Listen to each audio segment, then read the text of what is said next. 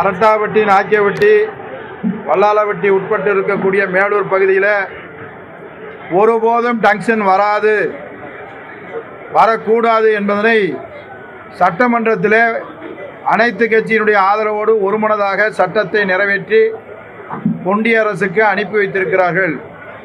இருந்தாலும் மக்களுடைய அச்சத்தை போக்குற வகையில் இன்றைக்கு நேரடியாக அனுப்பி வைக்கப்பட்டு மக்களுக்கு எந்த விதமான அச்சமும் தேவையில்லை.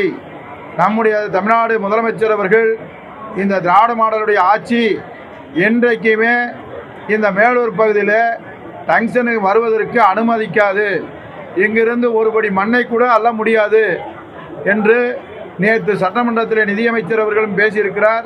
மாண்புமிகு முதலமைச்சர் அவர்களும் மக்களை சந்தித்து மாவட்ட ஆட்சியர், மாவட்ட கண்காணிப்பாளர், ஆர்டிஓ அனைத்து அதிகாரிகளையும் அழைத்து சென்று நேரடியாக மக்களிடத்திலே இந்த கருத்தை சொல்லி வந்திருக்கிறோம்.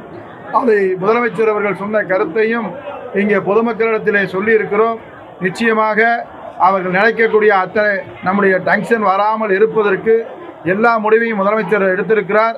அதை கடைசி வரையிலும் இங்கே வராமல் இருப்பதற்கு எல்லா முடிவையும் தமிழக அரசு எடுக்கும். தீர்மானம்